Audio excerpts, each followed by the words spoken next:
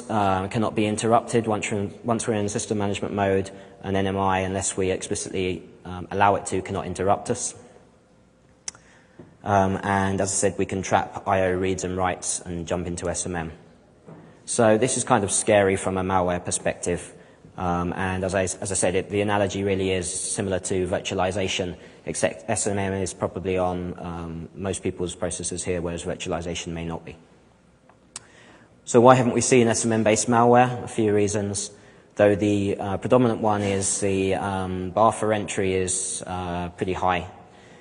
Basically, if you want to debug SMM code, you'll need a logic analyzer. So it's not really the kind of run-of-the-mill script kiddie trying to produce a bit of malware. Also, there's limited opportunity to use SMM from the operating system if the lock bit's already set. So the presentation I alluded to at the top, Luc Deflois, essentially his attack relied on the lock bit not being set, so he was actually able to access the system management RAM. And also system dependencies make it less attractive. Essentially, we don't know what the platform necessarily will be doing with system management mode and what code it already has in system management RAM. So for us to simply blindly overwrite the SMM handler and get it to execute our own code is probably likely to impact stability.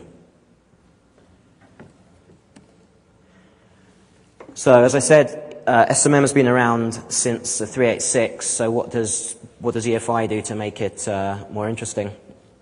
Well, EFI provides clean and pretty easy to use interfaces into SMM. So previously, if we wanted to make some SMM malware, we would need a pretty good knowledge of assembler and the CPU. But EFI gives us these nice protocols that we can write an SMM driver in C in about 15 minutes. We have a base protocol for registering a driver, access protocol for whether we set the lock bit or not, a control protocol for triggering SMIs, and we can set up, via child dispatch protocols, we can set up handlers, for instance, periodic handlers. And it also gives us a set of runtime services to use in system management mode, the SMST. So similar to the boot services, though of course we can't use the boot services because we're in system management mode, it actually allows us to handle memory allocation. We can ask it, give me a chunk of memory in system management RAM. It also provides interfaces that abstract access to the CPU context, memory, and I/O space. So how would we implement a rootkit? We could trap I/O access. We could then modify the CPU context somehow. Or we could set it up so that we have a periodic SMI, so our code is periodically monitoring the operating system and changing what it needs to in the kernel. What about security with SMM and EFI? Well, ultimately, it's the responsibility of the SMM phase to continue verifying the chain of trust. If we're not verifying the chain of trust, then we can simply go straight in with an unsigned driver. Actually, I'll show you some code to have an EFI, write an EFI driver. So I think this font a bit smaller.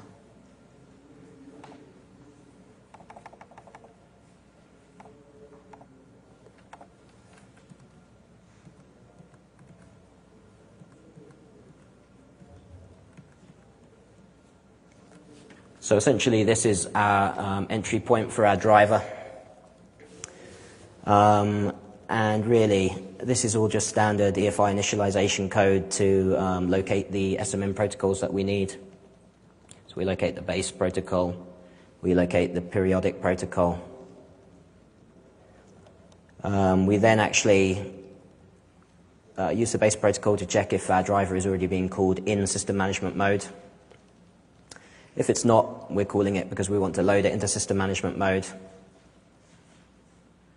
So essentially, we use the image services from the boot services to actually get the path to our driver. And we pass this into the register function of the base protocol, and it loads us into SMM. Commented out code to immediately unregister us. And then, once we've loaded our driver into SMM, we register a periodic interrupt, a periodic SMI. And you can see that, where is it? I'm calling a function periodic dispatch, which is located up here. And this is basically, we'd get called in system management mode periodically, and then we have full control of the system. We can query physical memory, examine the state of the kernel, modify it however we need.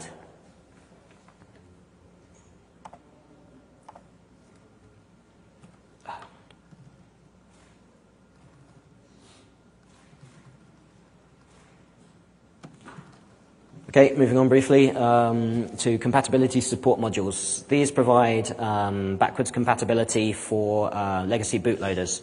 Examples, the XP on Mac project that beat Apple to boot camp basically, and demonstrated that it was actually possible to boot XP on a Mac. And I guess more widely known is boot camp itself. And these are both forms of compatibility support modules that essentially implement the BIOS interface required for the bootloader. So essentially they implement the IVT, the vector table, and you'll typically find that the interrupt handlers are thunks to 32-bit protected mode code, EFI code, and then we thunk back and carry on executing our real mode bootloader. Attacking these, then we can simply use the attacks that we had against the legacy BIOS. We can target the IVT in particular, or we could patch the handlers. Talk briefly about UEFI. UEFI spec is based on EFI 1.10. UEFI is a consortium of major hardware and software vendors. So EFI was basically developed by Intel, and then they gave that spec to the consortium, which has all the major players: Apple, Microsoft, Phoenix, Toshiba, for example. UEFI actually starts to provide further information on security. So it gives us some further information on driver signing, actually what you should be signing. And it actually, the Trusted Computing Group have now released specs for UEFI and how to tie that in with a TPM. This is basically taken from the UEFI spec describing how signature verification should happen for signed drivers. And essentially I wanted to put this up because in my experience as a security consultant testing a number of different products that had to do PE parsing, so for example Think Antivirus, the number of implementation flaws I found in PE parsing is like off the scale. So this is quite interesting that it'll be interesting to test implementations of this. I'm pretty sure that at least one vendor will end up having some sort of bug, implementation bug that lets us hit code execution, or they'll be verifying the wrong thing. Okay, some conclusions here. EFI offers a pretty large attack surface compared to a regular BIOS because it's extensible. High-level development tools essentially make it more of a target. They're lowering the bar to attacking the BIOS, or the pre-boot environment, sorry. The third-party driver model is interesting. In environments that we don't have driver signing, then it's extremely dangerous. I found the EFI spec to be pretty vague on security. There's also this kind of blurred relationship between the spec, the EFI spec, and the framework spec.